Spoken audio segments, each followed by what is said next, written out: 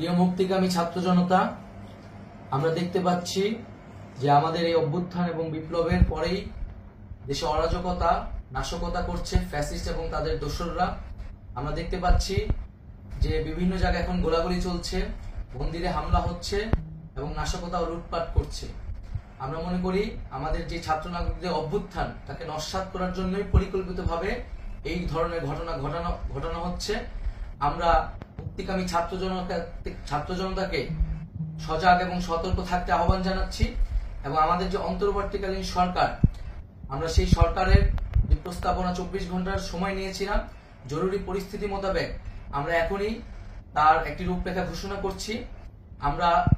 আমরা সিদ্ধান্ত নিয়েছি যে সর্বজন গ্রহণযোগ্য আন্তর্জাতিক খ্যাতিসম্পন্ন নোবেল পুরস্কার বিজয়ী ডক্টর মোহাম্মদ ইউনূসকে প্রধান উপদেষ্টা করে অন্তর্বর্তীকালীন সরকার গঠন করা হবে এবং ডক্টর মোহাম্মদ ইউনূসের সাথেও আমাদের কথা হয়েছে।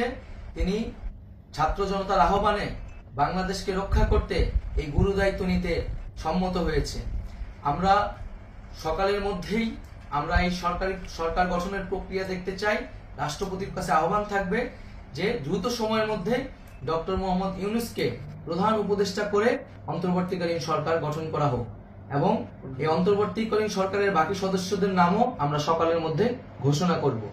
প্রিয় বন্ধুগণ, দেশে যে অরাজকতা চলছে, মানুষের জীবনের নিরাপত্তাহীনতা চলছে, সেজন্য আমরা রাষ্ট্রপতির কাছে আহ্বান জানাচ্ছি দেশে আইন শৃঙ্খলা পরিবেশ ফিরিয়ে আনার জন্য দ্রুত সময়ের মধ্যে কার্যকর ব্যবস্থা নিতে হবে এবং আইন শৃঙ্খলা বাহিনীকে সহযোগিতা করার জন্য মুক্তিকামী ছাত্র জনতাও রাজপথে থাকবে এবং অন্তর্বর্তীকালীন সরকার গঠন না হওয়া পর্যন্ত মুক্তিকামী ছাত্র জনতাকে রাজপথে থেকে তাদের যে অভ্যুত্থান, সেই অভ্যুত্থানকে রক্ষা করতে হবে।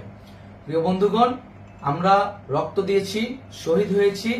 আমাদের যে প্রতিশ্রুতি একটি নতুন বাংলাদেশ গঠন করার জন্য, সেটিকে আমাদের অবশ্যই বাস্তবায়ন করতে হবে এবং অবশ্যই ছাত্র জনতার প্রস্তাবিত সরকার বাদে কোনো ধরনের সরকার কিন্তু মেনে নেওয়া হবে না।